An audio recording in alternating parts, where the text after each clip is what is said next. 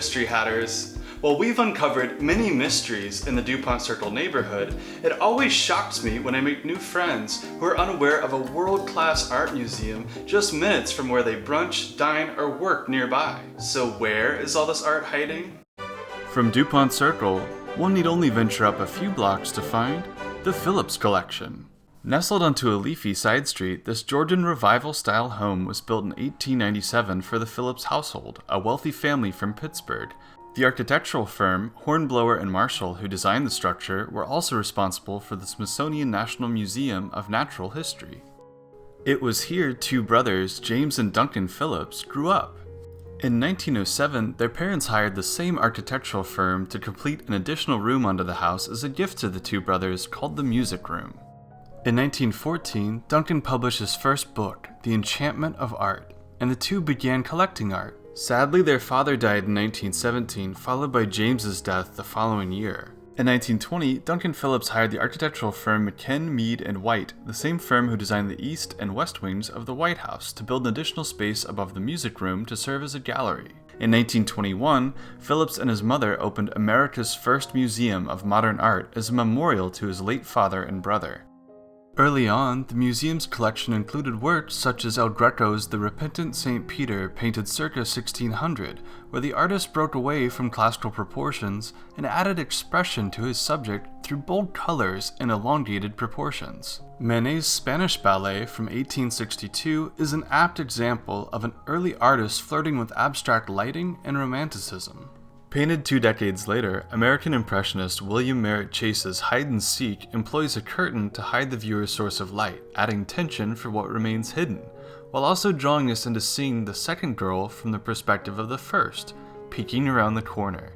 The influence of photography is unmistakable in this work's non-traditional composition. A contemporary work from France, Renoir's Luncheon of the Boating Party presents another impressionist snapshot, this time of Parisians from various social strata captured in an array of brilliant colors relaxing at the restaurant of a hotel that rents rowboats. Scholars have identified many of the subjects in this work to be friends of the artist from all walks of life. This is one of the collection's best-known works. Just prior to the museum's opening, Duncan Phillips married artist Marjorie Acker, whose most famous work, Night Baseball, is usually on display.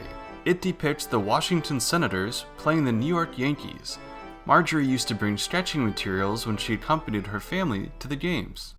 Marjorie's painting style reflects the structure and rich colors used by some of the artists she most admired, such as the works they soon acquired for the museum's permanent collection, by Cézanne, Van Gogh, and Renoir. Marjorie played an instrumental role in furthering Duncan's understanding of the artistic process and encouraged him to broaden the scope of the museum to be more than just a memorial gallery for his deceased relatives. Instead, together, they expanded the museum's relevance to the contemporary world by acquiring an even greater number of works by living modern artists, such as Georgia O'Keeffe, Arthur Dove, Paul Clee, and Marsden Hartley. In 1930, the Phillips family moved out of their home and the museum took over the rest of the building.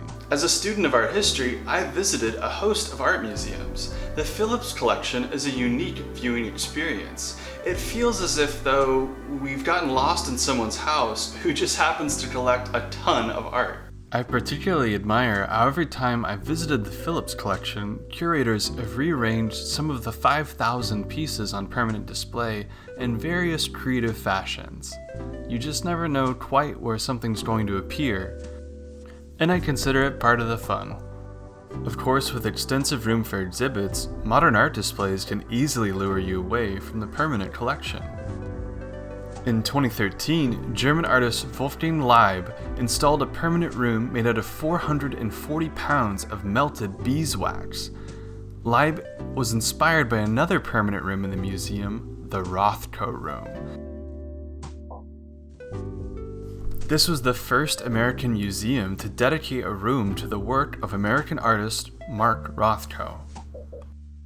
Since 1960, the Phillips Collection continued to expand physically, constructing an annex and taking over an apartment building next door. There's a lovely courtyard to take a break and enjoy as well. For those who work in the area, the Phillips Collection has a terrific monthly event called Phillips After 5, which has a lively mix of art, entertainment, and live music. I would like to thank the Phillips Collection and its staff for extending the many courtesies to make this episode of the History Hat possible. Subscribe by clicking on the History Hat logo to continue to explore the mysteries of history.